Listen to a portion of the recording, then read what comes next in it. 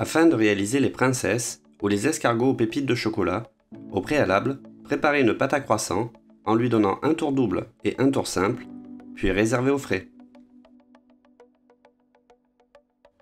Afin de réaliser une crème pâtissière, nous avons besoin de lait entier, de sucre semoule, de jaune d'œuf, de poudre à crème, de beurre et de la vanille liquide ou de la gousse de vanille. La gousse de vanille étant bien meilleure, mais elle alourdira considérablement le coût de la recette. Commencez par faire chauffer le lait avec de la vanille liquide ou de la gousse de vanille et la moitié du sucre semoule. On aurait très bien pu faire l'impasse sur la vanille, mais celle-ci apporte de la rondeur à la préparation.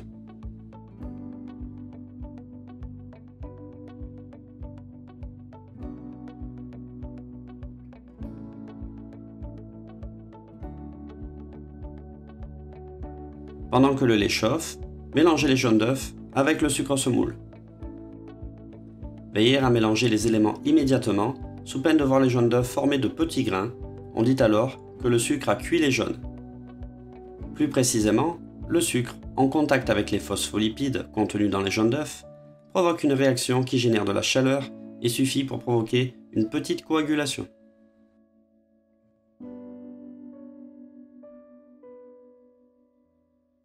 Incorporez ensuite la poudre à crème. La poudre à crème, qui est un amidon de maïs additionné d'un colorant jaune et de vanille. Certains professionnels utilisent de la farine de blé ou de la maïzena. Bien mélanger cet appareil afin de ne pas former de grumeaux. Au niveau HACCP et plus généralement de l'hygiène, il est important de maîtriser le protocole.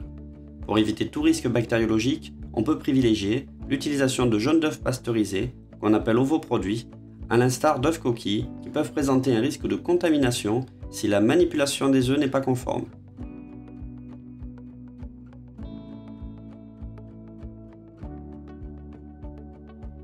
Une fois le lait bien chaud, transvasez une partie de celui-ci sur l'appareil en effectuant le mélange hors du feu pour éviter tout risque de brûlure ou d'épaississement prématuré.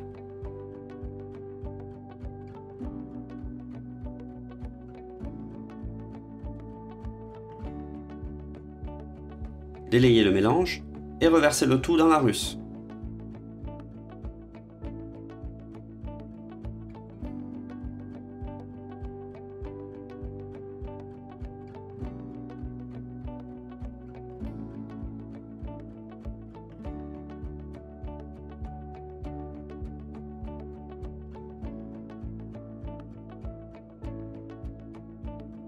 Cuire la crème sur le feu qui va s'épaissir en s'approchant de l'ébullition.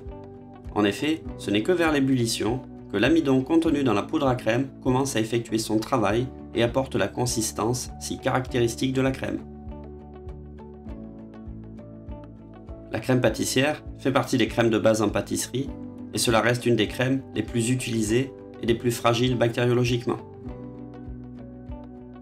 Elle est utilisée comme base pour la confection de crèmes dérivées comme la crème diplomate, la crème mousseline, la crème Chibouste et bien d'autres encore. La crème pâtissière est en cuisson et nous observons une petite disparition de l'écume au plus nous nous approchons de l'appoint de la cuisson.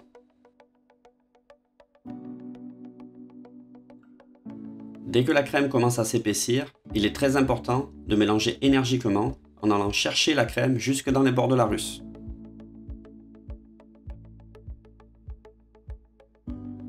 Cuire environ 30 secondes à 1 minute pendant l'ébullition, ceci faisant partie du protocole de réalisation de la crème pâtissière selon la méthode HACCP.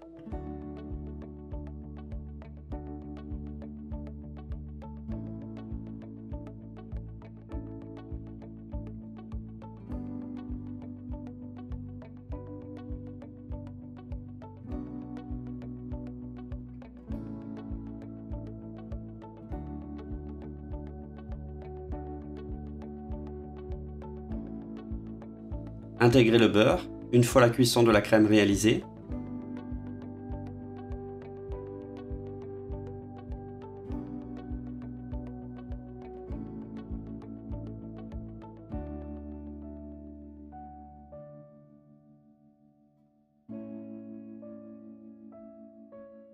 Débarrassez immédiatement la crème pâtissière dans un bac gastro chemisé de film alimentaire et filmez au contact afin d'éviter qu'elle croûte. Anciennement, on appliquait une petite couche de beurre pour éviter le phénomène de croûtage. Cette technique portait le nom de tamponner. Une fois la crème conditionnée, il va être important de faire chuter sa température rapidement afin de ne pas développer de bactéries.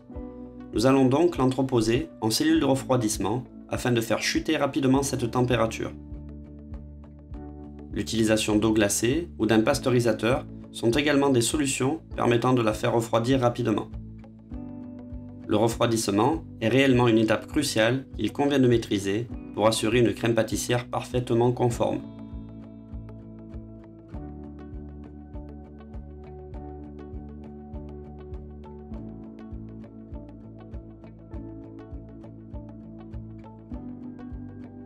Abaissez la pâte sur 3 mm. Réalisez une abaisse de 30 cm de large sur environ 45 cm de long. Une fois la crème pâtissière refroidie, travaillez-la à l'aide d'un fouet afin de la rendre plus lisse. Généralement, toute crème pâtissière refroidie doit être préalablement lissée afin de la rendre plus homogène et moins granuleuse.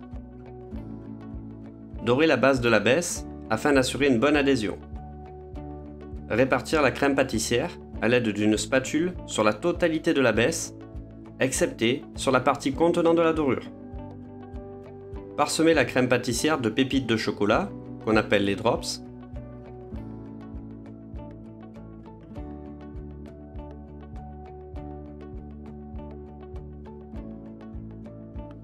Roulez ensuite l'abaisse garnie en veillant à la serrer bien à la base.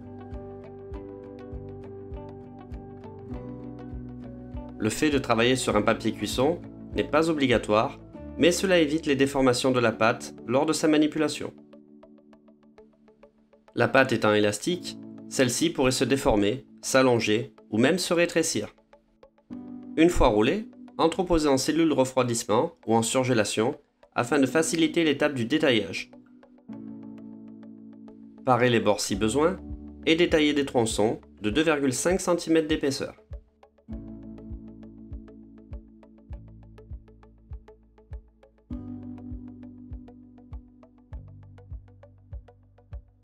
Graissez des cercles à tarte de 10 cm de diamètre à l'aide d'une bombe à graisse.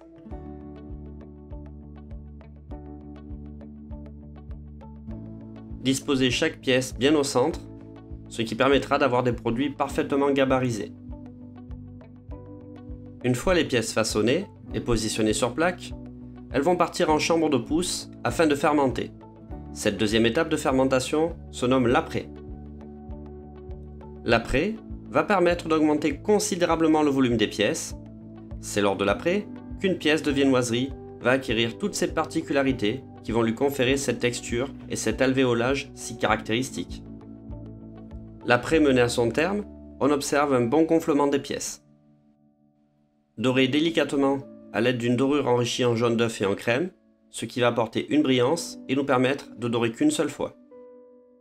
Pour faciliter ce travail et éviter que les structures s'effondrent sous des coups de pinceau maladroits, les pièces, une fois les pousses effectuées, ont été entreposées au frais quelques minutes afin de les raffermir. Dans le cas des pâtes levées feuilletées, c'est aussi un net avantage pour la cuisson qui permettra d'avoir des feuillets beaucoup plus stabilisés. Une fois la dorure appliquée, on peut enfourner environ 20 minutes à 160-165 degrés. À la sortie du four, glacez légèrement les pièces à l'aide de sirop et réenfournez quelques minutes pour fixer le sucre sur les pièces.